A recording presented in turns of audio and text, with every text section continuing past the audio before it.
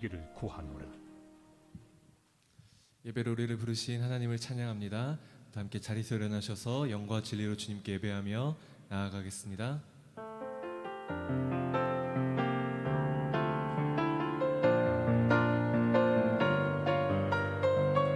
내 하나님, 내 하나님,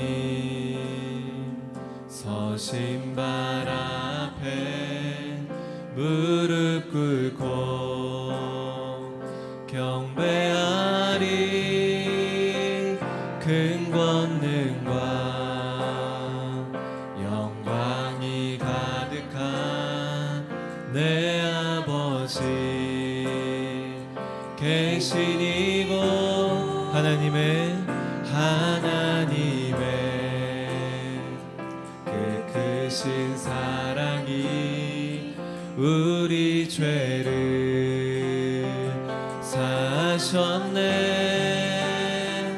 어린 양의 보혈의 은혜로 나 담대히 나가리.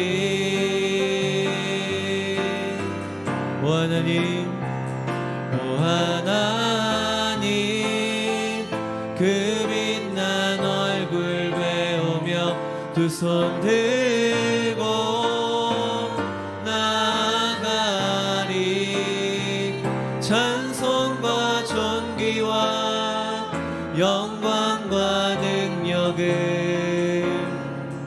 그 하늘 보좌 위에 주님께.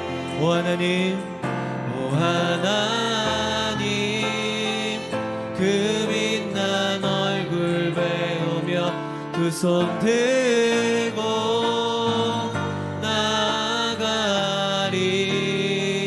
찬송과 존귀와 영광과 능력을 그 하늘 보좌 위에 주님. 찬송과 존귀와 영광과 능력을 그 하늘 보좌 위에 주님께. 아멘. 주님께 박수를 영광 돌리겠습니다. 아멘. 박수 치면서 주님께 찬양하며 나아가겠습니다.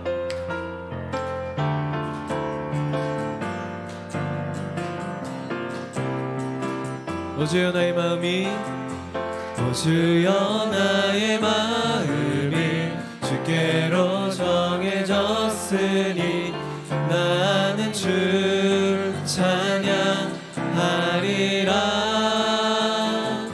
깨어라 나의 영혼아, 비파와 수금 들어라. 이 새벽에 내가 찬양하리라. 찬양,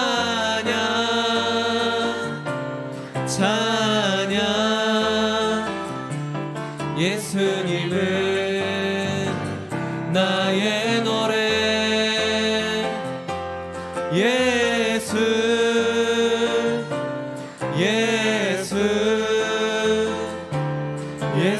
예수님은 나의 노래. 오 주여 나의 마음이, 오 주여 나의 마음이 주께로 정해졌으니 나는 주를 찬양하리라. 되어라 나의 영혼아, 비파와 수금 들어라. 이 새벽에 내가 찬양하리라. 아멘. 찬양,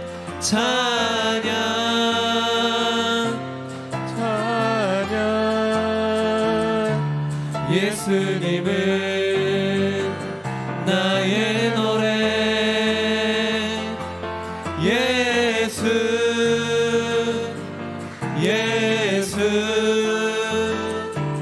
예수님은 나의 노래. 한 번 더 찬양, 찬양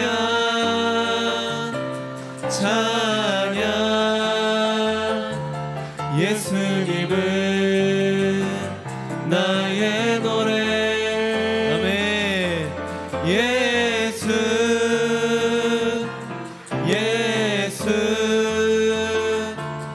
예수님은 나의 노래. 호산나 호산나 호산나 호산나 호산나 높은 곳에서 호산나 호산나 호산나 높은 곳에서 주의 이름 높여 다 찬양하라. 귀하신 주 나의 하나님 주님께 영광 돌리세. 영광 영광 영광 영광 왕의 왕께 영광을 영광 영광 왕의 왕께 영광을 주의 이름 높여 다 찬양하라. 귀하신 주 나의 하나님 주님께 영광 돌릴. 주의 이름 높여 주의 이름 높여 다 찬양하라. 귀하신 주 나의 하나님 주님께 영광. 한 번 더 주의 이름 높여 주의 이름 높여 다 찬양하라. 아멘. 귀하신 주 나의 하나님 주님께 영광 돌리세. 아멘. 주님께 영광의 박수를 드리겠습니다. 아멘. 자리에 앉아서 찬양하도록 하겠습니다.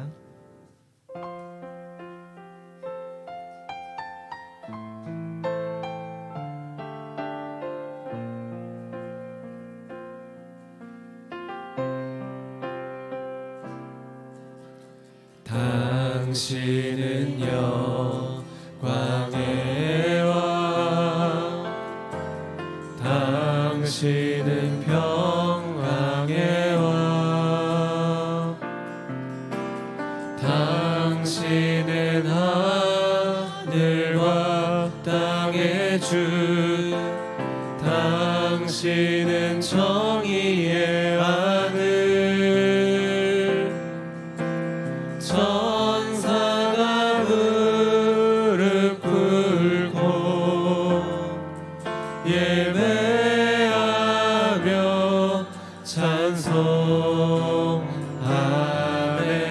영원한 생명 말씀, 당신은 예수 그리스도 주.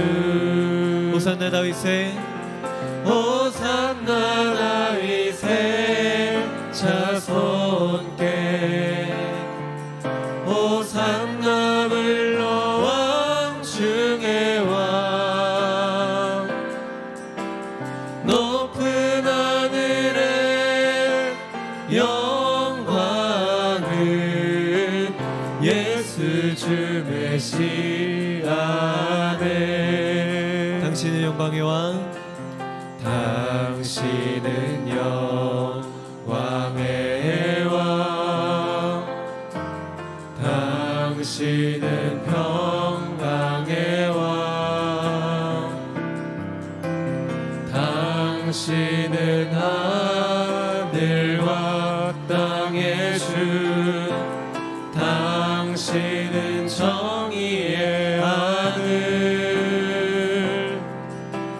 천사가 무릎 꿇고 예배하며 찬송하네. 영원한 생명 말씀, 당신은 예수 그리스도. 아멘. 호산나 다윗의 호산나 다윗의 자손께 호산나 불러 왕 중의 왕. 아멘. 높은 하늘에 영광을 예수 주 메시아는 호산나 다윗의 자손께 호산나 다윗의 자손께 호산나 물러 왕 중에 와 높은 하늘에 영광을 예수 주 메시아네 약할 때 강함 대신에 약할 때 강함 대신에 나의 오매가 되신 주 나의 모든 것 주 안에 있는 보물을 나는 포기할 수 없네 주 나의 모든 것 예수 어린 양 예수 어린 양 존귀한 이름 예수 어린 양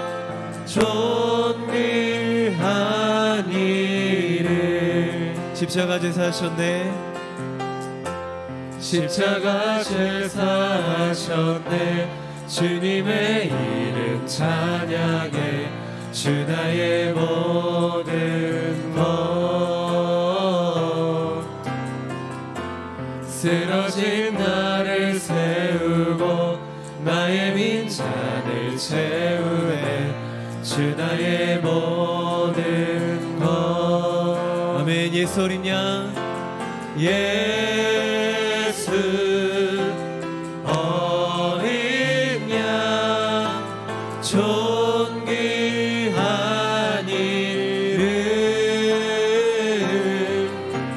예수 어린 양 존귀한 이름 아멘 예수 어린 양 예수 어린 양 존귀한 이름 예수 어린 양 존귀한 이름 고백하겠습니다. 예수 어린 양 예수 어린 양 존귀한 이름 예수 어린 양 존귀한 이름 사랑과 은혜가 풍성하신 하나님, 우리를 세밀하게 인도하시고 위험으로부터 보호해 주시며 오늘도 예배드리는 이 시간을 허락해 주시니 감사를 드립니다. 오늘은 주님께서 예루살렘에 입성하신 종려주일입니다. 어린 나귀를 타시고 겸손히 모습으로 오신 예수님을 본받지 못하고 교만의 늪에 빠져 죄인된 모습으로 살았음을 고백합니다. 주님의 십자가를 생각하며 다시금 주님의 인격을 닮아 온유하고 겸손한 모습으로 살아가길 원합니다. 예수 그리스도의 십자가 외에는 결코 자랑할 것이 없음을 깨닫게 하시고 오직 십자가의 은혜로 우리를 붙들어 주옵소서. 대한민국을 사랑하시는 주님, 이 땅에 다시금 지혜와 긍휼을 구합니다. 4월 10일 총선을 통해서 진정한 하나님의 일꾼이 선출되게 하시고 희망과 비전을 품을 수 있는 경제가 살아나고 정의가 바로 서는 회복의 은혜를 더하여 주시옵소서. 이국 땅에서 복음을 전파하기 위해 애쓰시는 선교사님들을 위해 기도하길 원합니다. 선교 현장에서 종교적 상황과 언어와 기후와 정치, 재정 등 여러 가지 이유로 어려움이 있는 줄 압니다. 주님께서 저희들을 친히 함께 하셔서 각자 처한 어려운 문제들을 속히 극복하게 하시고 모든 필요를 채워주시며 복음 증거할 때마다 많은 심령들이 주께로 돌아오는 놀라운 역사가 일어나게 도와주시옵소서. 저희들은 직접 가서 복음을 증거하지는 못한다 할지라도 기도와 물질로 도울 수 있도록 모든 여건을 허락하여 주옵소서. 우리 교회가 겸손히 서로를 섬기고 돌보는 교회가 되게 하시고 십자가의 길을 걸어가신 주님의 뒤를 따라 더욱 낮아지고 서로를 높이게 하옵소서. 성도의 본분을 잘 감당할 수 있는 교회가 되게 하시고 말씀에 순종하여 사랑과 성기 넘치는 교회, 또 이방인과 소외된 이웃을 섬기는 교회가 되게 하옵소서. 내일부터 십자가의 증인들이란 주제로 고난 특별 새벽 기도회가 시작됩니다. 이번 고난 주간 기도회를 통하여 십자가의 고난을 통하여 보여주신 주님의 한없는 사랑과 아버지 하나님의 뜻을 깊이 묵상하고 깨닫는 한 주가 되게 하옵소서. 생명의 말씀을 증거하실 임용성 담당 목사님께 성령의 두루마기를 입히시어 말씀이 선포될 때마다 하나님의 능력과 감동으로 은혜를 받는 시간이 되게 하옵소서. 지치고 피곤한 우리가 말씀을 새 힘을 얻게 하시고 혼란한 우리 마음이 하나님의 말씀을 들음으로 평안을 얻게 하옵소서. 아침부터 보이지 않게 수고와 헌신으로 예배를 돕는 이들을 축복하여 주시길 원하며 그리스도의 담대한 증인의 삶을 살기를 원하시는 예수님의 이름으로 기도드립니다. 아멘.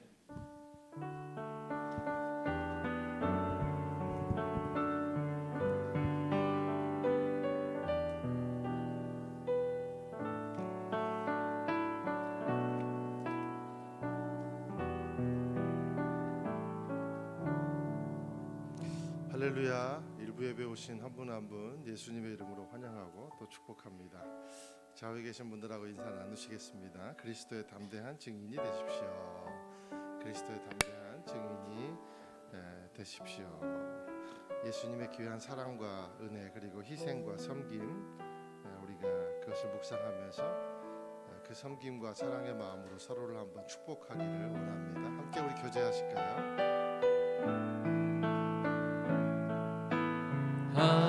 bless you 주님의 크신 은혜가 당신의 영혼 속에 가득 흘러 넘치기를 당신의 몸과 마음 붙드시며 행하는 그 모든 것을 지키시며 보호하시고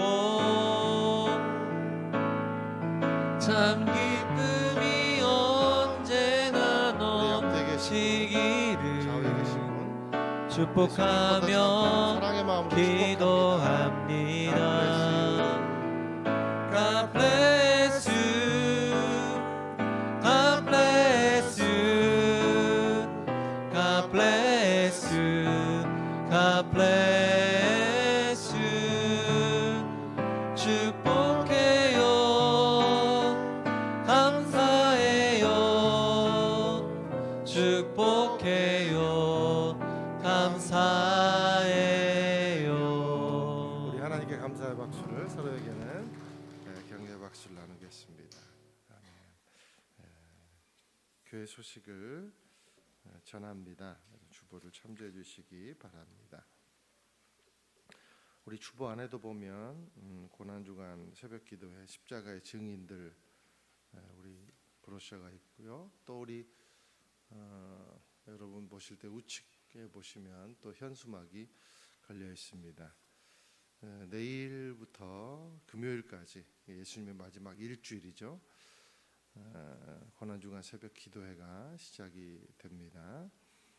오전 5시부터 오시면 개인 기도를 하실 수 있고 또 자유롭게 이제 오셔서 5시 30분이면 예배를 시작하도록 하겠습니다. 생명의 삶을 가지고 오시면 되고요. 그리고 참여하신 분들은 십자가 목걸이를 착용을 하셔야 합니다. 3층 서점에서 지금 십자가 목걸이를 판매 중에 있으니까 여러분 예배가 끝나고 구입을 하실 수가 있으십니다. 순연합 집회 비전 워십이 고난주간에도 시작이 열립니다. 3월 27일 7시 30분에 본당에서 다 같이 오셔서 뜨겁게 우리 기도로 동참해 주시기 바라고요. 해당 주간 순모임은 순연합 집회로 대체하도록 하겠습니다. 여러분 교회 오실 때 깨끗해지셨죠? 깨끗해졌죠? 너무 깨끗하죠. 어제 기분이 너무 좋더라고요. 어제 우리 사진 안 띄워주십니까? 너무 예쁘게 대청소를 은혜 가운데 마쳤습니다. 이제 이번 주간 여러분 깨끗이 교회를 사용해 주시고 부활절에 우리 정말 예수님을 맞는 마음으로 깨끗하게 우리 정돈된 상태에서 예배하도록 하겠습니다. 어제 수고하셨던 분들 또 마음으로 기도해 주셨던 분들 너무 감사를 드립니다. 또 너무 기쁜 소식이 있어서 우리 교회가 전시회를 이제 시작을 합니다. 그래서 이제 우리 정근 형제가 오후 늦게까지 3층을 아주 전기 시설 공사를 다시 했습니다. 그래서 여러분들이 이제 4월 달에 오시면 아주 전시장을 보는 것처럼 예쁘게 교회를 이제 꾸미는데요. 4월 7일부터 11월까지 열리는데 한 달 동안 한 달씩 이렇게 예술가별 릴레이 전시를 합니다. 그래서 이번 4월의 예술가는 정미자 우리 집사님으로 선정이 되셨고요. 보테니컬 아트를 선보인다고 합니다. 제가 잠깐 그림 보니까 너무 예쁘고 잘 그리셨더라고요. 그래서 우리 교회 재주를 가지신 분들이 이렇게 많구나.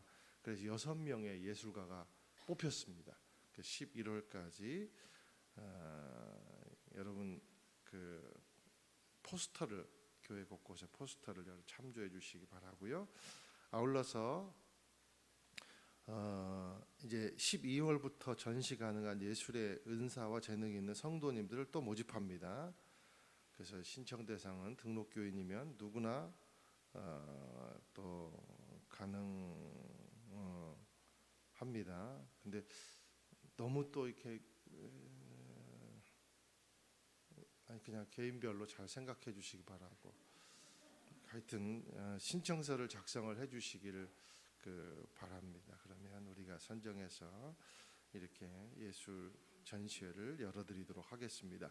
3월 31일까지 이현주 성도님 또 교회를 통해서 문의해 주시고 신청해 주시면 되겠습니다.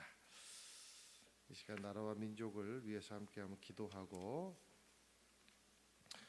하나님 말씀 함께 나누겠는데요. 특별히 4월 총선을 위해서 기도해 주시고 또 진짜 이 나라를 국민을 군림하거나 이용하거나 자신의 권력을 위해서 사용하거나 사리사욕을 위해서 사용하는 그런 사람 아니고 정말 국민을 주인으로 생각하고 하늘을 두려워할 줄 아는 그런 지도자들이 우리에게 뽑혀질 수 있도록 우리의 마음을 주장해 주시고 또 우리의 표심을 주장하여 주시옵소서.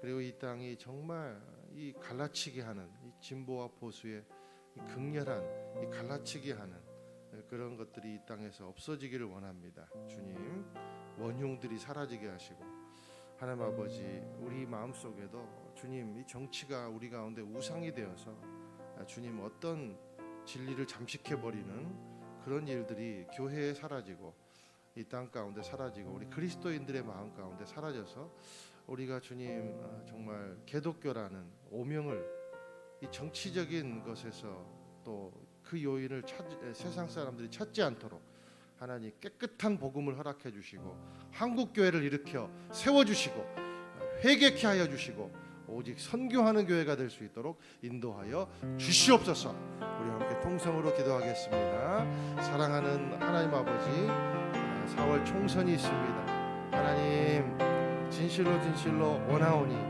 하나님 정말 하늘을 두려워하며 그리고 이 땅을 이 국민들의 마음을 표심으로 생각하고 하나님 자신의 권력을 인하여 또 하나님 자신의 사욕을 인하여 하나님 사용하지 않는 그런 종들이 이 땅 가운데 뽑히기를 세워지기를 원합니다. 하나님 이 땅에 극렬한 이 진보와 보수의 극우와 극좌의 싸움을 하나님께서 주님 정돈시켜 주시고 하나님 이 땅을 진실로 인도해 주셔서 하나님 이 땅이 진실로 이 권력의 투쟁과 그리고 창조의 질서의 어긋남이 하나님 아버지 정화될 수 있도록 붙잡아 주시며 인도하여 주시옵소서. 사랑하는 주님, 오늘은 종려주일인데 하나님 예수께서 이 땅을 진실로 섬기기 위해서 마지막 일주일을 시작한 그 시작점에 우리가 있습니다. 하나님 예수님 닮은 정말 믿든 안 믿든 이 예수님을 닮고 또 국민을 진짜 섬기기 위한 그런 주님의 닮은 꼴을 보내주시고 그런 분들이 잘 뽑힐 수 있도록 우리의 표심을 주장하여 주시옵소서. 온통 싸움과 갈라치기로 이 땅이 서로를 핥히고 창조의 질서가 어그러져 가고 있습니다. 사랑하는 주님, 이 땅의 모든 우상 사라지게 하시고 교회가 주님 정치적인 희생물이 되지 않도록 이 교회를 보호해 주시고 한국 교회가 진실로 선교에 복음에 집중하는 교회가 되게 하여 주시옵소서. 예수님 이름으로 기도드립니다. 아멘. 오늘 주신 말씀은 마가복음 11장 1절에서 11절까지 말씀입니다. 우리 교독하도록 하겠습니다. 그들이 예루살렘에 가까이 와서 올리브산 근처 벳바게와 베다니에 이르렀을 때 예수께서 제자 2명을 보내시며 말씀하셨습니다. 저기 보이는 마을로 들어가라. 그곳에 들어가 보면 아직 아무도 탄 적이 없는 새끼 낙이 하나가 매여 있을 것이다. 그 나귀를 풀어서 이리로 끌고 와라. 만약 누가 이러느냐라고 물으면 주께서 필요하시니 쓰고 제자리에 갖다 놓겠다고 하라. 그들이 가서 보니 길거리 어느 문 앞에 새끼 나귀가 매여 있었습니다. 그들이 나귀를 풀고 있는데 거기 서 있던 사람들이 물었습니다. 뭘 하는 것이요? 왜 나귀를 풀고 있어? 그들이 예수께 알려주신 대로 대답하자 그 사람들이 허락해 주었습니다. 그들이 나귀를 예수께 끌고 와서 자기들의 겉옷을 그 위에 얹어드리자 예수께서 나귀를 타셨습니다. 많은 사람들이 길 위에 겉옷을 깔아드렸고 또 어떤 사람들은 들에서 나뭇가지를 꺾어와 길에 깔기도 했습니다. 앞서가는 사람들과 뒤따라가는 사람들이 외쳤습니다. 호산나 복이 있으리로다. 주의 이름으로 오시는 분이여 복이 있도다. 다가오는 우리 조상 다윗의 나라여 지극히 높은 곳에서 호산나. 함께 읽겠습니다. 예수께서 예루살렘에 도착하시자 성전으로 들어가셨습니다. 예수께서 모든 것을 둘러보시고는 이미 날이 저물었으므로 12 제자들과 함께 베다니로 가셨습니다. 아멘. 겸손한 왕 언약을 이루시다라는 제목으로 하나님 말씀을 나누겠습니다. 오늘 이제 우리 대표 기도 때도 기도해 주신 것처럼 우리 오늘 종려주일입니다. 일요일을 가리키죠. 종려주일은 예수님이 예루살렘 성에 입성하시는 그 때와 시를 이어받아 지키는 절기가 바로 종려주일입니다. 예수님이 예루살렘 성에 입성하시는 목적이 있으셨습니다. 바로 십자가입니다. 목적, 십자가, 온전히 십자가인 것이죠. 그런데 사람들은 예수님이 메시아가 십자가를 지시는 것을 굉장히 싫어했고 상상도 못했습니다. 가장 수치스러운 방식, 가장 낮은 자리의 섬김의 방식을 통해서 영혼을 구원하는 그 방식, 사람들은요 상상하지도 못했습니다. 그리고 그런 방식은 기대하지도 않았습니다. 오히려 그런 방식은 모두가 혐오했던 것처럼 그들 또한 혐오를 했습니다. 사람들은 자기들이 진 그런 삶의 무게 그리고 고통 같은 현실들,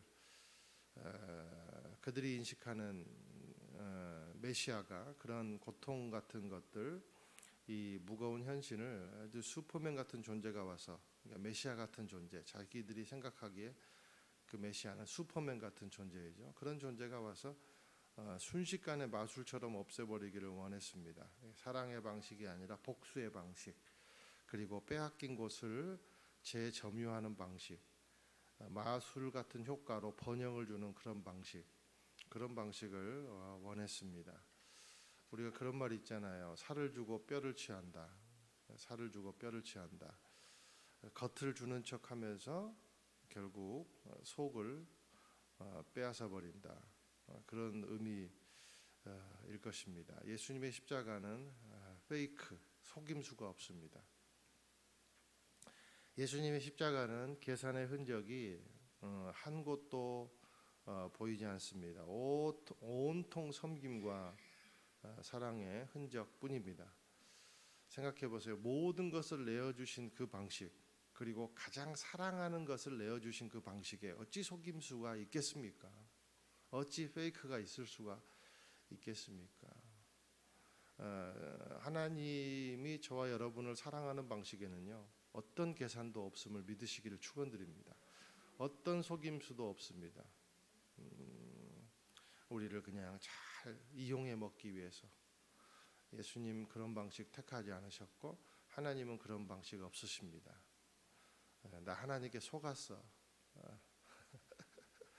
여러분, 그런 것은 없어요. 예수님은 살과 그리고 뼈와 그리고 피까지 다 쏟으셔서 영혼을 사랑하는 방식으로 우리를 섬겨 주셨습니다. 그것이 십자가예요. 오늘 예수님은 특단의 십자가를 향해 걸어가는 마지막 일주일의 첫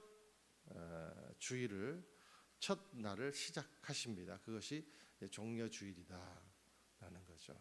1절에서 4절까지 한번 쭉 읽어보시겠습니다. 시작.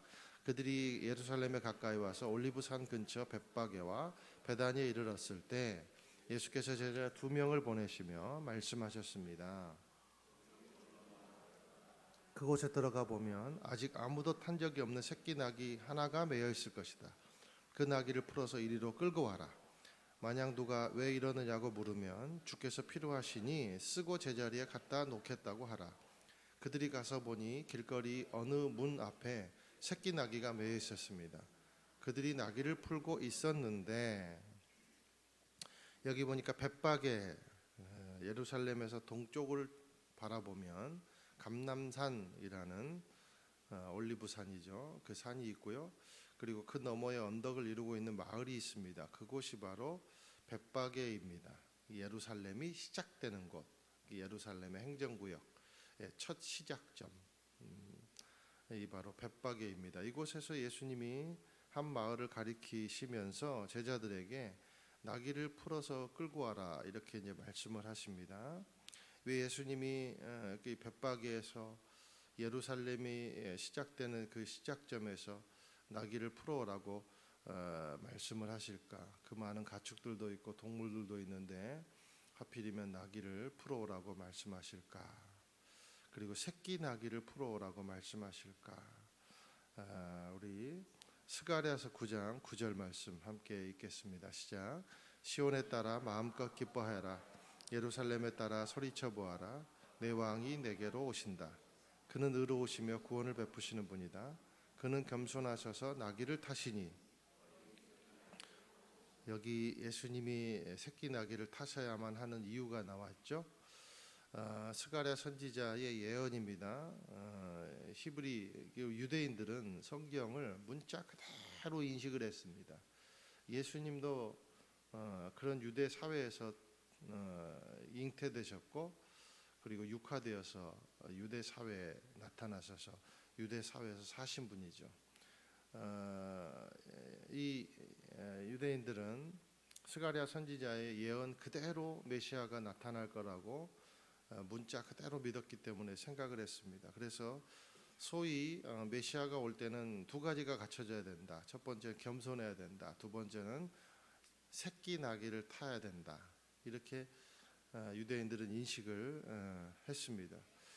오늘은 메시아는 왜 새끼 나귀를 타셔야 하고 왜 겸손해야 하는가를 우리가 그냥 뭐 큐티 묵상처럼 그렇게 관념적인 해석, 그 현대적인 해석 그런 것이 아니라 예수님 당시의 실제적인 시각으로 들어가서 그 사람들이 인식했던 방식으로 우리가 한번 공부를 해보기를 원합니다. 예수님이 예루살렘이 시작되는 벳박에 도착하시자 바로 제자들에게 나귀를 가지고 오라고 당부하는데 그 4절을 마태복음 21장 4절에선 이렇게 표현하고 있습니다. 우리 마태복음 21장 4절 읽겠습니다. 시작. 이는 예언자를 통해 하신 말씀을 이루려시려는 것이었습니다. 그죠? 스가랴서 9장 9절의 말씀을 이루시려는 것이었다라는 거죠. 예수님이 나귀를 타신 이유가 나옵니다. 이는 예언자를 통해 하신 말씀을 이루려 하신 것이었다. 나귀를 타신 이유가 성경의 말씀을 이루기 위해서라고 말씀은 선포하고 있다는 거죠. 그러니까 내가 겸손하다는 사실을 어떻게 표현할까 밤새워 그 아이디어를 짜내서 갑자기 나귀를 타면 겸손한 모양을 나타낼 수 있겠다 이렇게 생각한 것이 아니고 아니면 본래 워낙 겸손하신 분이기 때문에 그냥 나귀를 아무런 갈등 없이 그렇게 타신 분이 아니고 예수님이 왜 나귀를 타셨는가? 오직 순종하시려고, 오직 말씀을 이루시려고 나귀를 타셨다라는 것이죠. 그래서 예수님이 그 행동한 결과 뒤에는요 늘 이렇게 마태복음 21장 4절의 고증이 따라다녀요. 이는 예언자를 통해 하신 말씀을 이루려는 것이었습니다. 나귀와 십자가는요 그래서 굉장히 동선에 있습니다. 같은 선상에 있어요. 십자가는 결국 뭔가 성경을 이루기 위함이다라는 거죠. 하나님의 뜻을 이루기 위한 순종의 결과라는 거죠. 그 십자가입니다. 십자가는 즉흥적인 계획이나 아니면 갑작스러운 공격을 당한 어쩔 수 없는 결과가 아니라 태초부터 하나님의 계획이 십자가였다는 것을 보여주기 위해서 나귀를 타셨다라는 것입니다. 그래서 나귀를 타셨다 이 시작은요 십자가의 시작점이 되는 거예요. 우리가 예수님을 어린 양이라고 표현하죠. 그리고 스가랴서에서는 어린 새끼 나귀라고 하죠. 뭔가 좀 비슷한 게 보이지 않습니까? 누구도 타지 않는 그리고 누구도 어린 양은요 죄가 없는 거예요. 새끼 나귀도 마찬가지인 거예요. 누구도 탄 적이 없는 순수한 그런 나귀, 바로 예수님을 상징하는 것이라고 생각을 해봅니다. 그래서 나귀를 타셨다. 마치 어린 양이 아사셀 어린 양이 모든 죄를 짊어지고 광야로 홀로 나가 그렇게 쓸쓸하게 죽음을 맞이하는 것처럼 예수님의 모습을 상징하는 것입니다. 5절에서 6절도 읽겠습니다. 시작.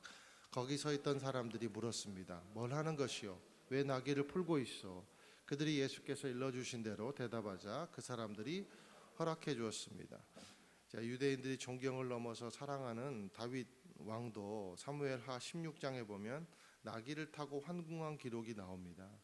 다윗의 자식인 압살롬이 자신을 반역하고 다윗은 예루살렘을 떠나 감람산으로 쪽으로 갔습니다. 그리고 그 나귀를 탄 곳이 벳박이에요. 동일한 곳에서 나귀를 타고 환궁을 합니다. 예수님도 나귀를 끌고 오시라고 명령한 곳 그 장소도 또 벳박의 쪽인 거죠. 스가랴 선지자가 예언을 했고 게다가 유대 민족이 그토록 사랑하는 다윗 왕이 나귀를 타셨듯이 메시아가 오실 때는 나귀를 타고 오실 것을 기대한 것입니다.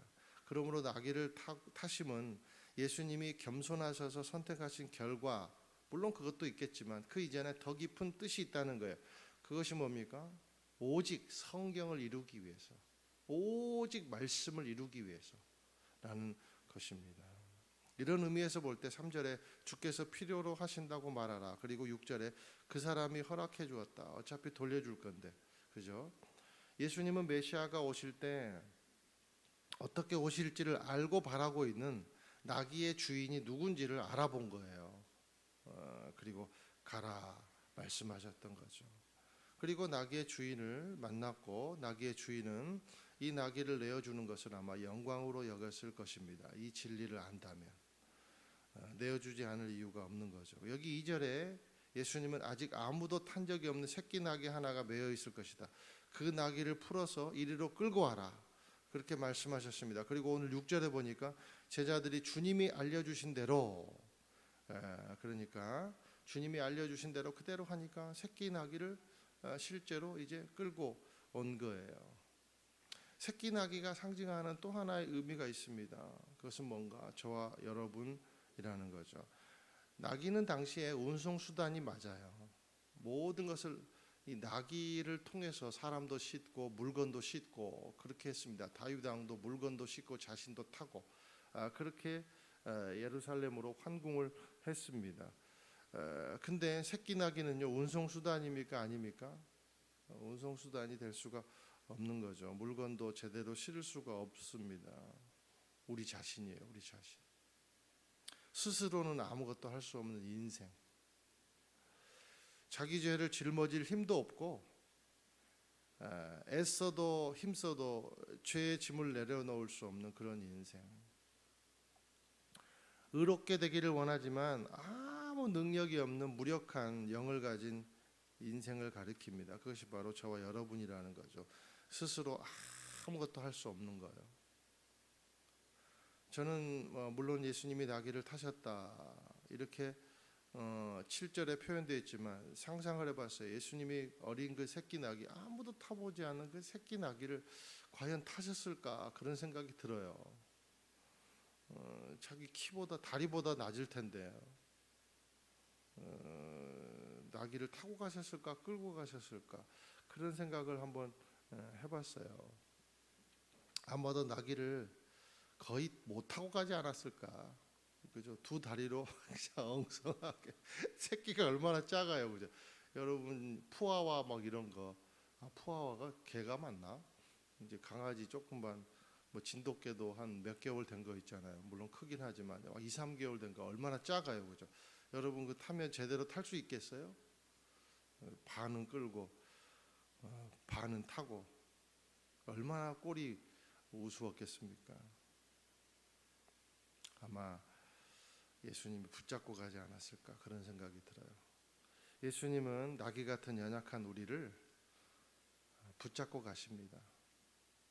끌고 가십니다. 우리는 반항해도요. 예수님은 우리를 끌고 가세요. 구원의 길로 이끌어 주세요.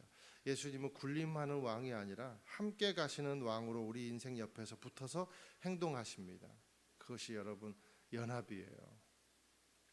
예수님은 자기의 가치를 모르고 날뛰거나 아니면 자기의 가치를 평가절하하고 절망 가운데 빠져 있는 우리 영혼을 풀어서, 그러니까 그 영혼들에게 자유를 주시겠다는 겁니다. 내가 너 인생을 리드하겠다, 끌고 가겠다, 함께 가겠다 약속해 주시는 것이죠. 우리 인생의 메인 것을 풀어주시는 유일한 분은 누구십니까? 예수님이십니다. 무거운 세상의 모든 무거운 짐을 진 자들은 다 내게로 오라. 내가 너희를 자유케 하리라. 함께 가겠다는 거죠. 진정한 해방은 주님의 십자가와 부활입니다. 우리의 죄를 위해 메어 보신 분이 우리를 가장 잘 아십니다. 십자가예요. 우리를 위해 승리하신 분이 우리를 가장 잘 아십니다. 그것이 여러분 부활이에요. 7절 함께 읽겠습니다. 시작. 그들이 나귀를 예수께 끌고 와서 자기들의 겉옷을 그 위에 얹어드리자 예수께서 나귀를 타셨습니다. 스가랴 9장 9절 우리 다시 읽겠습니다. 시작. 시온에 따라 마음껏 기뻐하여라. 예루살렘에 따라 소리쳐라. 보아라, 내 왕이 내게로 오신다. 그는 의로우시며 구원을 베푸시는 분이다. 그는 겸손하셔서 나귀를 타시니 어린 새끼 나귀를 타고 오신다. 나귀를 타고 오신 메시아는 어떤 분이신가? 겸손의 왕이라는 거예요. 그러니까 여러분 성경에 그렇게 나와 있다고 낙이 타는 흉내만 내면 누구든지 다 메시아죠. 그죠? 낙이 타는 흉내만 내면 뭐합니까? 순종도 없고 겸손이 없으면 그냥 코스프레일 뿐입니다. 위선일 뿐입니다. 낙이를 탈 수도 없어요. 순종, 겸손이 없으면 낙이 못 타요. 예수님은 겸손하시기 위해 성경 그대로를 이루실 수 있었고 기꺼이 나귀를 타실 수 있었다라는 것이죠. 유대인들은요, 자기를 다스릴 메시아가 오면 그분은요 반드시 다윗처럼 겸손한 왕이어야 된다고 믿었어요. 왜 그랬는가? 자신들의 왕들이 돌아보니까 역사적으로 겸손한 왕이 없는 거예요, 거의. 그리고 겸손하지 못했을 때 나라가 다 망한 거예요. 그래서 그들은 역사를 알고 있는 거예요. 어떤 왕이 와야 이 나라가 잘 될지. 그 유대인들은 그 자기들의 역사를 통해서 꿰차고 있는 거죠. 반드시 하나님의 심판을 받았습니다. 자신들에게 해로운 왕, 겸손치 못한 왕이 오면 반드시 나라가 망했다는 것을 그들이 알고 있었어요. 그리고 자신들도 겸손하지 못하면 하나님께 심판받는다는 사실을 알고 있었죠. 그것이 뭡니까? 70년 포로 생활이잖아요. 그래서 메시아로 오실 왕은 겸손해야만 하나님이 축복해 주실 줄로 믿었습니다. 고로 이 겸손은 먼저 누구에게 겸손한 메시아인가? 바로 왕으로 오실 메시아는 하나님에게 겸손한 메시아로, 하나님께 겸손한 존재로 와야 된다고 생각을 한 겁니다. 마치 다윗처럼 하나님께 겸손해야 자기들의 옛 왕국이 재건될 줄로 믿었던 거죠. 그러니까 거의 정치적으로 생각을 한 거예요. 예수님이 하나님 앞에 겸손한 분이십니까? 그렇죠. 빌립보서 2장에 보면 예수님은 하나님과 자신을 동등됨으로 취할 것으로 여기지 않고 육화되어 이 땅에 오시고 어디까지 낮아졌어요? 종의 자리까지 낮아지셨다라고 표현하고 있지 않습니까? 우리도 예수님처럼 겸손해야 축복받는 줄로 믿습니다. 여러분 축복받는 비결이 있어요. 겸손한 거예요. 겸손한 거. 특별히 교회 그리고 이 영적인 공간에서는요, 가장 좋은 영성은 뭐냐면 많이 아는 영성 아니에요. 그 영성 아니에요. 제가 제일 영성 깊은 사람 아니에요. 이 자리에서 제일 영성 깊은 사람은 어떤 사람이냐면요, 겸손한 사람입니다. 하나님 앞에 겸손한 사람, 사람 앞에 겸손한 사람, 그 사람이 가장 영성 깊은 사람이에요. 그럼 누구 한번 우리 저기 손가락으로 한번 하나 둘 셋 한번 가리켜 볼까요? 누가 제일 겸손한 사람인지 그 사람이 인정받아요. 우리 누구에게 겸손해야 됩니까? 하나님 앞에 겸손해야 됩니다. 하나님은요 이용 가치가 아닙니다. 근데 유대인들이 그렇게 정확하고 명확한 증거로 성경을 이루었는데도 불구하고 왜 예수님을 이 스가랴 9장 9절에 나오는 그 말씀을 그대로 이루었잖아요.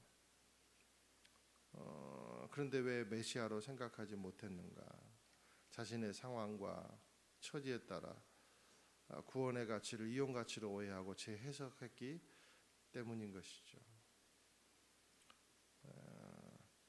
여러분, 믿음의 사람은 알기에 사는 것이 아니라 믿기에 삽니다. 믿기에 사는 존재가 되기 위해서는 어떻게 되냐면 하나님의 계획과 섭리 앞에 겸손할 줄 알아야 돼요. 순종할 줄 알아야 돼요. 보세요. 유대인들은요 메시아에 대한 모든 것을 다 알고 꿰차고 있었습니다. 그죠? 우리는 모르는 거 유대인들 다 알고 있었어요. 이사야서를 통해서 시편을 통해서 메시아가 겪는 고난의 내용들을 섭렵하고 있었습니다. 매일 배웠습니다. 공부하고. 그런데 왜 순종하지 못했는가? 자신의 상황과 나라의 생각과 처지에 따라 구원의 가치를 재해석하고 오해했기 때문입니다. 결국 하나님의 계획을 믿지 않았기 때문인 거죠. 믿음이 없다는 거예요. 그것은 8절에서 10절까지 또 읽겠습니다. 많은 사람들이 길 위에 겉옷을 깔아드렸고 어떤 사람들은 들에서 나뭇가지를 꺾어와 길에 깔기도 했습니다. 앞서 가는 사람들과 뒤따라가는 사람들이 외쳤습니다. 호산나 복이 있으리로다. 주의 이름으로 오시는 분이요 복이 있도다. 다가오는 우리 조상 다윗의 나라요 지극히 높은 곳에서 호산나는 아시는 대로 이 호산나라는 말은 우리를 구원하소서라는 말입니다. 근데 그들이 원하는 구원이 뭔가, 그들이 원하는 기대가 뭔가, 여기 보니까요 10절에 그것이 정확하게 나와 있어요. 우리 조상 다윗의 나라요. 다윗의 나라요. 그들이 기대했던 나라가 뭐예요? 태평성대 다윗의 나라. 이것이 그들의 처음과 끝이에요. 이 이상이 없어요. 호산나 이렇게 외치지만 그들의 기대는 옛 번성을 다시 이루어 주세요. 로마의 압제에서 구원해 주세요.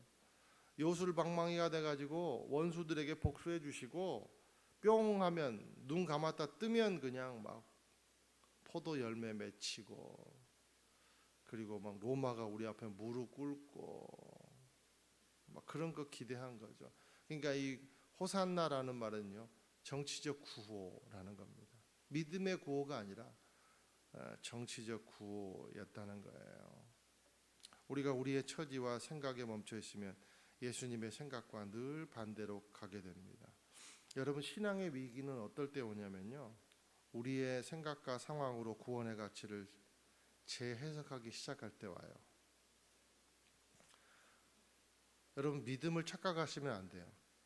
하나님의 뜻보다, 잘 들으셔야 됩니다. 하나님의 뜻보다 우리가 기대한 그것이 곧 믿음이라고 생각하는 것이 신앙의 위기예요. 여러분, 저와 여러분은 신앙의 위기 가운데 있습니까? 아니면 진짜 신앙을 갖고 있습니까? 야, 내가 그냥 믿었더니 그대로 됐어. 하나님의 뜻보다 우리가 기대했던 그것이 믿음이구나 라고 생각하는 것이 신앙의 위기예요. 유대인들 똑같은 거예요. 우리가 그렇게만 생각하고 있다면, 우리가 믿음을 그렇게 정의하고 있다면, 우리는요 지금 이 당대를 살아가는 유대인과 히브리인들과 뭐가 다를 게 있겠습니까? 그것은 믿음이 아니에요. 딱 한 분 예수님 바라보세요. 누구 때문에 예수님이 십자가를 지심이 자신의 의도하던 그런 바이겠습니까? 인간적인 눈으로 볼 때 십자가를, 예수님의 입장에서 보면 인간적인 눈으로 볼 때는 예수님의 십자가를 피해가는 것이 믿음이겠죠. 이 잔을 내게서 거두어 주십시오 할 수만 있거든. 그대로 됐어요. 와, 근데 하나님 그 응답하셨어요. 그럼 그게 믿음입니까? 믿음 아니에요. 오직 내 뜻대로 마시고 아버지 뜻대로 해주십시오. 이게 믿음이라는 거예요. 다시 정의 내립니다. 하나님의 뜻보다 우리가 기대한 그것이 곧 믿음이라고 생각하는 것이 신앙의 위기더라.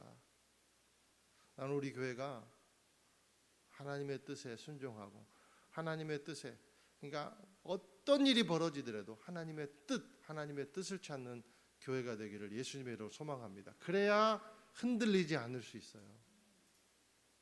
우리 매인 삶을 풀어주시고 우리의 계획이 아니라 하나님의 계획으로 초대된 인생임을 기뻐하고 순종함으로 그 뜻을 이루어드리는 귀한 삶이 되기를 주님의 이름으로 축원드립니다. 함께 한번 이 시간 찬양하고 기도하겠습니다. 우리 아까 불렀던 찬양인데요, 우리 당신은 영광의 왕, 당신은 평강의 왕. 이 시간 우리가 이 찬양을 들을 때는 당대의 시대가 원했던 그 메시아, 혹시 그 메시아를 우리도 그 메시아를 찾고 있지는 않는지 그것을 우리가 생각해 봤으면 좋겠습니다. 우리가 호산나라고 외칠 때는 자신의 삶의 그 위기뿐만 아니라 진짜 하나님의 뜻이 이루어지고 하나님이 이 땅과 모든 것을 통치하시고 우리 삶을 통치하시고 우리의 모든 것을 구원하시는 그 사랑의 왕이라는 그 사실을 인정하며 드리는 호산나가 되기를 원합니다. 우리 이 마음을 가지고 이 찬양을 드리겠습니다. 당신은 영광의 왕. 당신은 영광의 왕, 당신은 평강의 왕, 당신은 하늘과 땅의 주, 당신은 정의의 아들. 천사가 무릎 꿇고 예배하고 찬송하네. 영원한 생명 말씀, 당신은 예수 그리스도. 새로운 시각을 가지고 호산나 다윗의 자손을 찬양합니다. 호산나 다윗의 자손께, 호산나 불러와 중의 왕.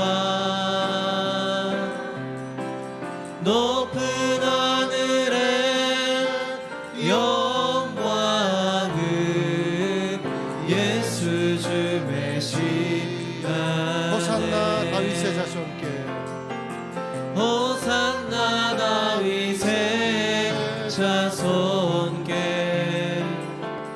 호산나 불러 왕 중의 왕. 높은 하늘에 영광을 예수 주 메시아네.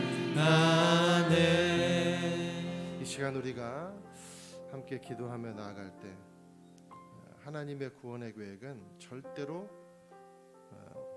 오점이 없습니다. 우리가 이것을 인정합시다. 저와 여러분을 구원하시기로 작정하신 하나님의 계획은요, 절대로 틀어짐도 없을 것이고 속임수도 없고 오점도 없을 것입니다. 왜냐하면 계산한 흔적이 없기 때문입니다. 가장 사랑하는 자신을 내어준 그것에 어찌 계산이 있을 수 있겠습니까? 여러분, 그것을 그대로 받아들이는 이 시간이 되기를 원합니다. 하나님의 나를 향한 계획엔, 내가 어떤 인생의 일을 만났을지라도 하나님의 놀라우신 사랑의 계획엔 절대로 틀어짐이 없고, 그리고 오점도 없고 속임수도 없습니다. 그러므로 내 인생은 오점이 없는 인생인 줄로 믿습니다. 하나님, 그러므로 내 인생은 오점이 없는 인생인 줄로 믿습니다. 모든 것을 합력해 선을 이루는 그런 인생인 줄로 믿습니다. 주님, 먼저 그것을 선포하고 나아가는 종려주일이 될 수 있게 하여 주시옵소서. 오직 내 인생의 왕은 우리 주님이라고 선포하는 종려주일이 되게 인도하여 주시옵소서. 우리의 개인의 신앙을 다시 한번 새롭게 하여 주시옵소서. 우리 다시 한번 주여 한번 외치고 통성으로 기도하며 나아갑시다. 주여, 거룩하신 하나님 아버지, 하나님은 나를 향한 하나님의 계획은 한치의 오점도 없고 한치의 틀어짐도 없고 한치의 계산도 없음을 아버지 하나님 내가 인정하며 주 앞에 나아가옵나니, 하나님, 내 인생의 상황을 가지고 주님의 계획을 계산치 않겠습니다. 내 인생의 처지를 가지고 하나님의 계획을 계산하지 않겠습니다. 하나님, 순전한 믿음을 가지고 주 앞에 나아갈 수 있도록 아버지 하나님 붙잡아 주시며 인도하여 주시옵소서. 아버지, 하나님의 계획 안에 내가 있고, 하나님, 나의 인생은 결코 인생의 아버지 하나님 안에서는 오점이 없는 인생임을 다시 한번 인정하고 선포하며 나아갈 때 아버지의 사랑이 나에게 덧입힐 줄로 믿습니다. 아버지의 은혜가 나에게 100% 적용이 될 줄로 믿습니다. 주님, 인도하시고 축복해 주셔서 오직 예수 그리스도가 나의 왕이요 나의 통치자임을 순전하게 고백하는 종려주일이 될 수 있도록 인도하시며 역사하여 주시옵소서. 한 번 더 기도하며 나아갈 때 하나님의 뜻보다 우리가 기대한 것이 곧 믿음이라고 생각한 그 위기를 하나님 회복하게 하여 주시옵소서. 하나님, 우리 교회가 우리의 뜻보다 우리가 기대한 것이 곧 믿음이라고 생각하는 그 오점을 남기는 교회가 되지 않도록 인도해 주시고, 오직 어떠한 상황 가운데 있든지 하나님 아버지 하나님의 뜻에 예수 그리스도의 은혜에 우리가 기대며 나가는 교회가 되게 하여 주시옵소서. 그래서 예수님처럼 겸손하게 나귀를 타는 교회가 될 수 있도록 아버지 하나님 축복하여 주시옵소서. 우리의 생각과 계획이 아니라 예수님의 뜻을 이루어드리는 교회가 되게 하여 주시옵소서. 하나님께서 주신 그 비전을 포기하지 않는 교회가 될 수 있도록 축복해 주시옵소서. 이 어떠한 일이 오더라도 아버지께서 주신 우리 교회를 향한 비전, 그 교회를 향한 비전을 위해 뚜벅뚜벅 걸어가는 교회가 되게 하여 주시옵소서. 그것이 우리의 계획이요 하나님의 뜻이 우리의 계획임을 선포하며 나아가는 교회가 되게 하여 주시옵소서. 우리 주여 한번 외치고 통성으로 기도하며 나아갑니다. 주여, 거룩하신 하나님 아버지의 계획이 우리의 동력이 되기를 원합니다. 아버지 하나님, 우리의 아버지 계획과 우리의 하나님 아버지의 그러한 모든 힘이 우리의 계획이 아니라 하나님 아버지의 계획이 우리의 동력이 되기를 원합니다. 아버지 하나님, 우리가 기대한 것이 곧 믿음이다 라고 착각한 아버지 그 위기를 아버지 하나님 우리가 벗어날 수 있도록 아버지 축복해 주시고, 오직 하나님의 뜻, 하나님이 세워주신 그 비전을 향하여 우리가 흔들림 없이 걸어가는 공동체, 그런 교회가 될 수 있도록 아버지 하나님 붙잡아 주시며 인도하여 주시옵소서. 아버지 하나님, 하나님의 계획을 우리의 계획으로 하나님 아버지가 덮어버리는 것이 아니라 우리의 계획이 하나님의 계획 안에 있고 아버지 하나님 하나님의 뜻 안에 있고 하나님의 비전 안에 있음을 기뻐함으로 순종함으로 나아가는 그런 교회가 되게 하여 주시옵소서. 축복해 주시옵소서. 사랑하는 주님, 혹시라도 우리 인생 가운데 나는 5점 투성이인 인생이다라고 생각하는 그런 영혼이 있다면, 하나님 아버지, 하나님의 교회가는 5점이 없습니다. 가장 사랑하시는 것을 내어주신 그 사랑에 어찌 주님 불순물이 있겠습니까? 하나님, 주님의 사랑엔 불순물이 없습니다. 나는 그 주님의 불순물 없는 사랑을 내가 받았으니 나는 완전한 인생임을 주 앞에 고백하며 나아갑니다. 예수님과 연합하여 나아갈 때 이것이 우리의 확신이 되게 인도하여 주시옵소서. 예수 그리스도 이름으로 기도드립니다. 아멘. 다 함께 일어나셔서 봉헌 찬양 드리시겠습니다.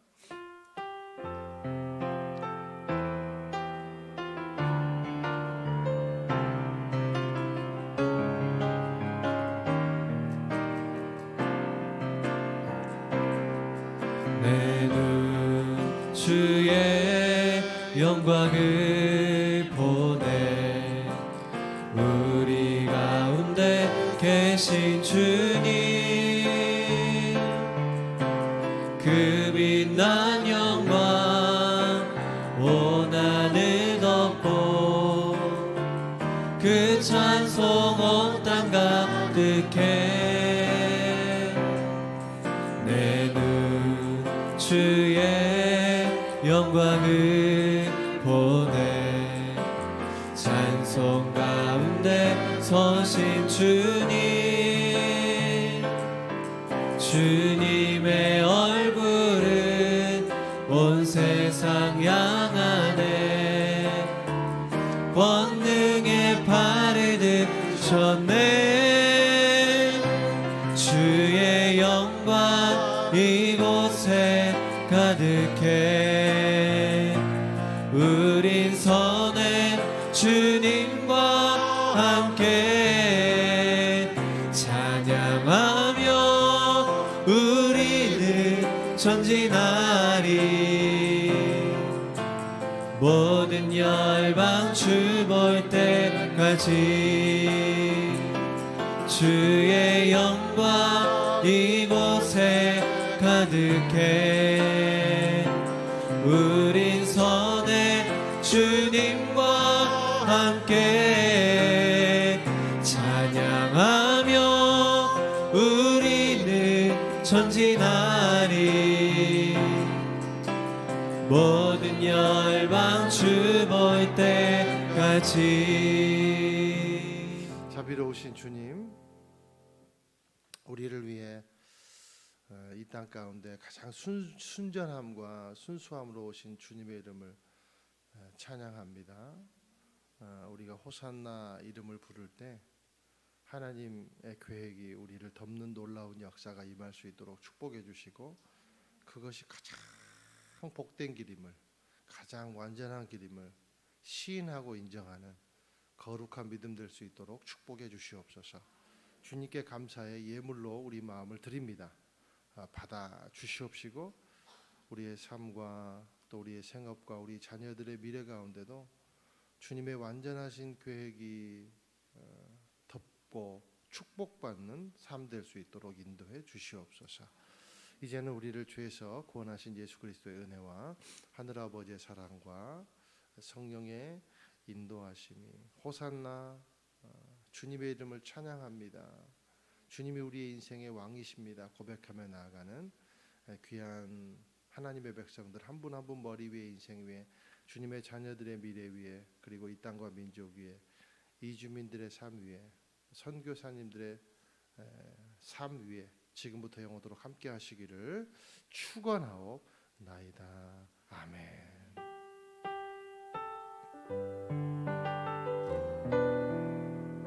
다 함께 살아계신 하나님의 이름을 찬양합니다. 살아계신 주, 나의 참된 소망, 걱정 끝이 전혀 없네. 사랑의 주, 내 갈 길 인도하니, 내 모든 삶의 기쁨 늘 충만. 우리의 삶을 승리의 길로 이끄신 하나님께 감사와 영광의 박수 올려드립니다. 아멘. 예배를 마쳤습니다. 한 주